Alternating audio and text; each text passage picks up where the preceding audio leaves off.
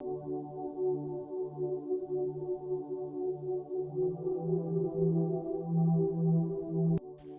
गांव में श्रवण कुमार नाम का एक गरीब किसान अपनी पत्नी प्रभा के साथ रहता था। उनके पास एक छोटा सा खेत था जिसमें खेती करके उनका गुजर बसर हो जाता था। एक दिन श्रवण कुमार ने अपनी पत्नी से कहा, मैं जितनी मेहनत अपने खेत में करता हूँ उससे जो अनाज पैदा होता है उससे हमारी गुजर बसर नहीं हो पाती है। क्यों ना हम गांव के जमींदार को खेत बेच दें और उस पैसे से कोई व्यापार करें। ये सुनकर प्रभा ने कहा, ये आप क्या कह रहे हैं? धरती तो हमारी माँ है, उसे कैसे बेच सकते हैं?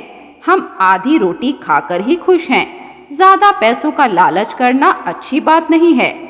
ये सुनकर श्रवण कुमार चुप हो गया। इसी तरह कुछ समय और बीत गया। एक साल ऐसा आया कि पानी की एक बूंद भी नहीं बरसी। पूरे गांव में सूखा पड़ गया। श्रवण कुमार बहुत परेशान था। उसने घर आकर प्रभा से कहा, मैंने कहा था ना खेत बेच देते हैं, लेकिन तू नहीं मानी। अब भूखे मरना पड़ेगा। प्रभा ने कहा, आप चिंता न करें और मेरे साथ भगवान विष्णु के मंदिर चलें। वे सबके पालनहार हैं, हम उनसे ही प्रार्थना करते हैं। प्रभा और श्रवण कुमार मंदिर पहुंच जाते हैं। श्रवण कुमार भगवान के सामने बैठकर रोने लगता है। मंदिर के पंडित जी श्रवण कुमार से कहते हैं, बेटा क्यों रो रहा है? श्रवण कुमार सारी बात बता देता है। तब पंडित जी कहते हैं, बेटा तूने कभी किसी प्यासे को पानी पिलाया है? यह सुनकर श्रवण कुमार और प्रभा चौंक जाते हैं। श्रवण कुमार कहता है, नहीं पंडित जी, कभी ऐसा मौका ही नहीं आया। मैं तो सुबह खेतों पर जाता हूँ, शाम को घर वापस आ जाता हूँ। तब पंडित जी कहते हैं, जब तुमने कभी पानी दान नहीं दिया तो भगवान से पानी क्यों मांग रहे हो? प्रभु ने जितना दिया वही काफी है। श्रवण कुमार बोला, पंडित जी यह तो मैंने कभी सोचा ही नहीं। पंडित जी बोले, बेटा इस गांव में एक भी प्याऊ नहीं है। गांव के सब लोग स्वार्थी हैं। इंसान तो छोड़ो, जानवरों पशु पक्षियों के लिए भी पानी पीने का कोई साधन नहीं है। ऐसे गांव में सूखा तो पड़ेगा ही। तब प्रभा ने श्रवण कुमार से कहा, हम तो पहले ही पाप के भागी हैं और आप ऐसे में धरती माता को बेचने की बात कर रहे थे, जिसका कर्ज हम 7 जन्म तक नहीं उतार सकते। श्रवण कुमार ने पंडित जी से पूछा, पंडित जी इसका क्या उपाय है? मेरे पास इतने पैसे नहीं हैं कि मैं प्याऊ लगवा पाऊं। तब पंडित जी ने कहा, अभी केवल अपने कर्मों के लिए भगवान विष्णु से माफी मांगो। यदि वे प्रसन्न हो गए तो धरती की प्यास भी बुझ जाएगी। आज से 3 दिन बाद निर्जला एकादशी है। तुम दोनों आज से ही निर्जला व्रत करो और दिन रात भगवान विष्णु का क्षमा याचना मंत्र का उच्चारण करो। श्रवण कुमार और प्रभा वहीं पेड़ के नीचे ध्यान लगाकर बैठ गए और जप करने लगे। इसी तरह 2 दिन बीत गए। दोनों की तबीयत खराब हो गई थी। तीसरे दिन श्रवण कुमार ने कहा, लगता है आज व्रत पूरा नहीं हो पाएगा।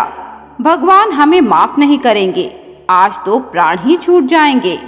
यह सुनकर प्रभा रोने लगी और बोली, हे प्रभु, यदि प्राण लेने हैं तो मेरे ले लीजिए, लेकिन मेरे पति को जीवित रखिए।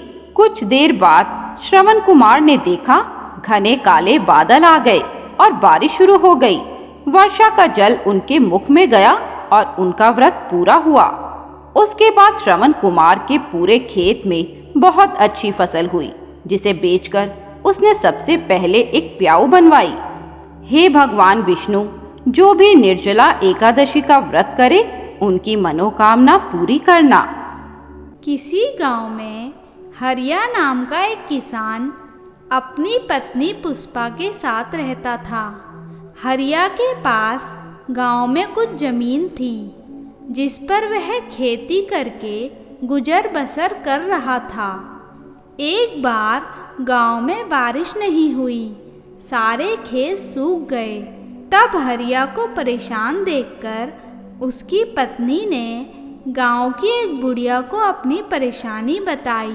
तब उन्होंने कहा, तुम इस बार निर्जला एकादशी के दिन निर्जला व्रत रखना, पानी भी नहीं पीना। इस व्रत के फल से सारे पाप नष्ट हो जाते हैं और तुम्हें धन धान्य की प्राप्ति होगी। साथ ही तुम्हारी सारी परेशानियों का अंत हो जाएगा। निर्जला एकादशी आने में अभी 1 महीना बाकी था। घर पर कुछ खाने को नहीं था। इसी उलझन में हरिया बीमार पड़ गया। पुष्पा उसकी देखभाल भी करती, साथ ही वह गांव में जाकर मजदूरी करती जिससे गुजारा हो सके। चिंता करने के कारण हरिया की तबीयत दिन प्रतिदिन खराब होती जा रही थी। इसी बीच निर्जला एकादशी का व्रत आया। पुष्पा ने सुबह जल्दी उठकर घर का सारा काम किया और भगवान विष्णु की पूजा की। वह मजदूरी करने चली गई। उस दिन गर्मी व धूप ज़्यादा थी। मजदूरी करते करते दोपहर तक उसकी तबीयत खराब होने लगी। धूप में मेहनत का काम, साथ ही निर्जला व्रत होने के कारण उसे चक्कर आ गए और वह बेहोश होकर गिर पड़ी। उसके साथ काम करने वालों ने उसे उठाकर छाया में लिटाया, पानी के छींटे मारे पर उसे होश नहीं आया। उसके बाद कुछ औरतों ने उसे पानी पिलाया, जिसके कुछ देर बाद उसे होश आया, पर उसका व्रत टूट चुका था। वह रोने लगी। वह दुखी मन से घर वापस आ गई। हरिया के लिए उसने खाना बनाया, पर वह खुद भूखी ही रही। उसे दुख था कि निर्जला एकादशी तो अब अगले साल ही आएगी। तब तक उसके घर का खर्च कैसे चलेगा? साथ ही हरिया की तबीयत कैसे ठीक होगी? भगवान विष्णु जी से क्षमा मांगकर वह सो गई। रात में सपने में भगवान विष्णु ने उसे दर्शन दिए और कहा, बेटी, तुम्हारा व्रत पूरा हो गया। भगवान तो भाव देखते हैं। व्रत पूरा हो या अधूरा, सच्चे मन से भगवान में विश्वास रखना चाहिए। आज से तुम्हारे सारे कष्ट मिट जाएंगे। सुबह जब वह सोकर उठी तो हरिया की तबीयत ठीक हो गई थी। वह उसके घर में अनाज, धन आदि के ढेर लगे थे। हरिया ने खेत में जाकर देखा तो सूखी फसल भी बिना पानी के लहरा रही थी। इस प्रकार निर्जला एकादशी का व्रत करने से पूरे वर्ष में पड़ने वाली 23 एकादशियों का फल भी मिल जाता है। इस व्रत के करने से सारे पाप नष्ट हो जाते हैं। हे भगवान विष्णु, सभी पर अपनी कृपा बनाए रखें।